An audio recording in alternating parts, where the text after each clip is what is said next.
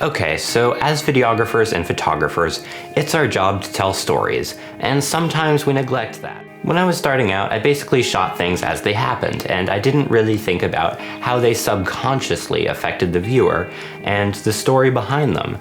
So in this video, I want to share a few tips that I've learned over the years about how to incorporate better stories into our videos and photo stories.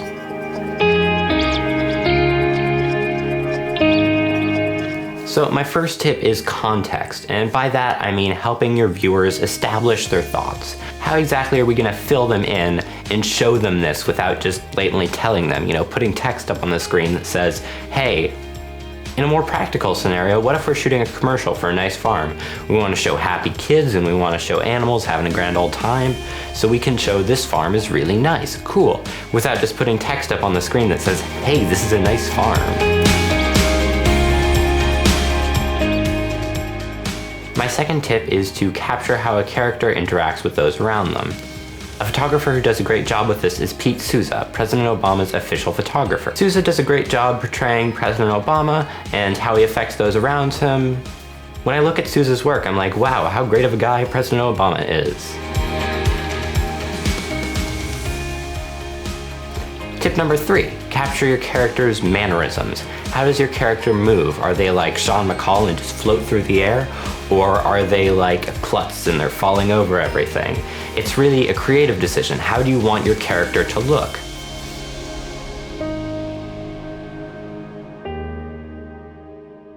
Tip number 4, action and reaction. Show something happening and then show how your characters in the scene react to it. For instance, what if we have a guy and he's like 90 feet away from the basketball hoop and he throws the basketball and it goes in the hoop, and so I don't know basketball, so if I see this, I'm just gonna be like, okay, cool, he threw a basketball. But in order to make the viewer connect with this a little better, you need to have people reacting to it so it can kind of guide their reaction. We'll have shots of the crowd and the crowd's all excited, and shots of all his buddies and they're all like, woo! My third tip is to figure out how your framing affects your mood and story. For instance, if you're really close up on something, we perceive it as really important. So if everything's really close up, we perceive nothing as important. So maybe if like your character is taking out their trash and there's nothing really cool about taking out the trash, it's just a monotonous task, go really wide. It's just like, okay, this is part of our day. But if they're like really eyeing down the next hold and they're a rock climber and they're about to do like this big move and they're about to do something no one else has ever done, then you want to like go really close on their eyes, really close on their hands. It really builds suspense.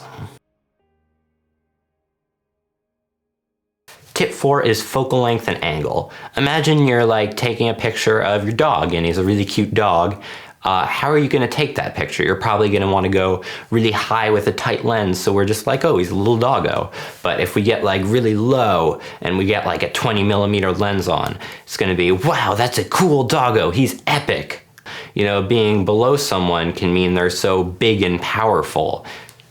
Being below someone shows how big and powerful they are. Being above them shows how small and vulnerable they are. But these are all not really rules, so you're free to break them.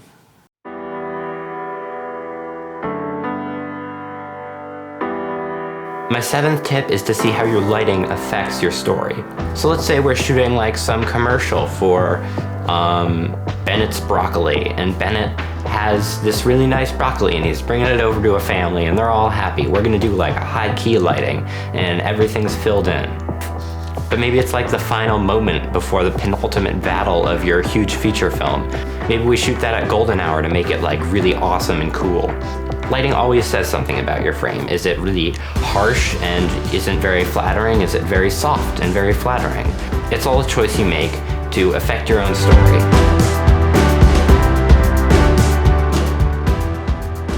Tip number 8 is to see how your camera is a character in the scene and how the other characters react to that camera.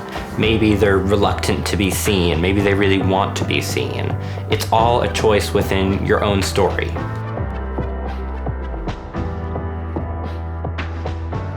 Tip number 10 could be a video in itself, which is to be original, but not totally. So if we have a completely original thing, it's gonna be a little bit out there. But if we have other ideas that we've seen before or other ideas we've tried before, then it becomes a little bit more grounded and the viewer will understand it. So a way that one of my screenwriting teachers taught me to write screenplays is it's movie we've heard of mixed with something it hasn't been mixed with, so we can kind of have a place to ground it. Okay, so I really enjoyed making this video. I hope you guys enjoyed it too, and I hope you learned something. Thanks. See ya.